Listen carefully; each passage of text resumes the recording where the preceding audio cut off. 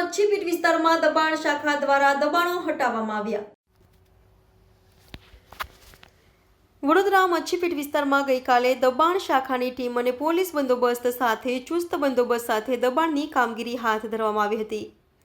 ઉચ્ચ પોલીસ અધિકારીઓ પણ હાજર રહ્યા હતા, જ્યારે દબાણ શાખાની ટીમને સાથે વડોદરાના પોલીસ કમિશનર પણ હાજર રહ્યા હતા। Reporter Rahul Rajput, van news, Vadodara.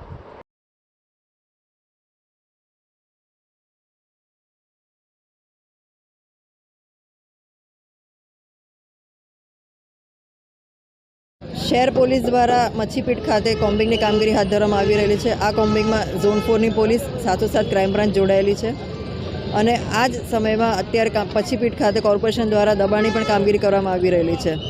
કોમ્બિંગની કામગીરી દરમિયાન અમે લોકો શહેરમાં જે લોકો અસામાજિક તત્વો છે અથવા તો શાંતિ દોડવાનો પ્રયાસ કરી રહ્યા છે એના પર અમે લોકો કામગીરી કરવાના છે। એ લોકો પર અમે કાયદેસરની કાર્યવાહી કરીશું અને આ બંને કામગીરી અત્યારે સાથે ચાલી રહી છે।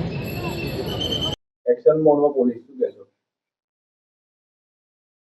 પરમ દિવસે નાઇટમાં જે ઘટના બની હતી તે અનુસંધાને શહેર પોલીસ દ્વારા કારેલીબાગ પોલીસ સ્ટેશન અને રાવપુરા પોલીસ સ્ટેશનમાં 2 ક્રિમિનલ કેસો દાખલ કરવામાં આવેલ છે અને આ અંગે તમને વિગતો પણ પૂરી પાડવામાં આવે છે। આ બંને ગુનાના તપાસના ભાગરૂપે પોલીસે જે આરોપીઓના નામ પ્રથમ માહિતી અહેવાલમાં દર્શાવવામાં આવ્યું હતું અને તપાસમાં જેમને વિરુદ્ધમાં જે જરૂરી પુરાવા મળ્યા હતા એવા 7 આરોપીઓને અત્યાર સુધી પોલીસે અટક કરી છે, જેમાંથી જે ગઈકાલે વહેલા અટક થયા હતા એવા 4 આરોપીઓને કોર્ટમાં રજૂ કરીને એમના 3 દિવસની પોલીસ રિમાન્ડ પણ મેળવવામાં આવેલ છે અને અન્ય આરોપીઓને સાથે રાખી એમના પૂછપરછ અને એમના રોલ એન્ડ રિસ્પોન્સિબિલિટી અને વાપરાયેલ હથિયારો વગેરે અંગે વિસ્તૃત તપાસ ચાલી રહ્યું છે। આ દરમિયાન તમે જાણો છો કે આ વિસ્તારની સંવેદનશીલતા અને કાયદે અને વ્યવસ્થાની પરિસ્થિતિને ધ્યાને રાખી આપણે કેટલાક ગુનાહિત તત્વો, અસામાજિક તત્વો અને સમાજમાં શાંતિ ડોલવાની પ્રયાસો કરનાર ઇસમોને આઈડેન્ટિફાઈ કરીને એમના પ્રવૃત્તિ ઉપર નિયંત્રણ લાવવા માટે પણ આપણે પ્રયત્નશીલ છીએ।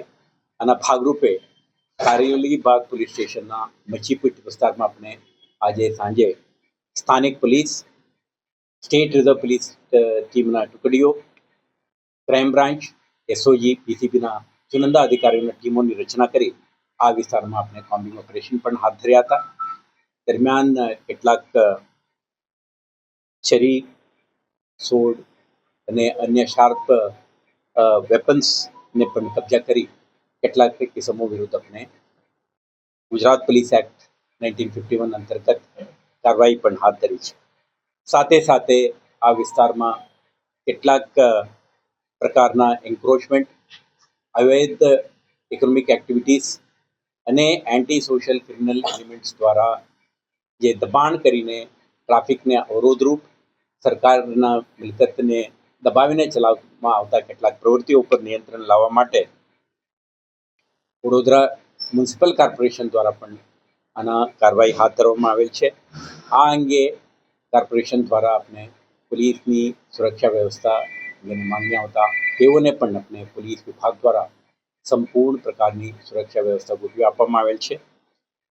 તો આ સમગ્ર વિસ્તારમાં પોલીસ, રેવન્યુ તંત્ર અને વડોદરા મ્યુનિસિપલ કોર્પોરેશનના સંયુક્ત પ્રયાસથી આ વિસ્તારમાં ચાલતા અસામાજિક પ્રવૃત્તિ Subscribe now and press the bell icon.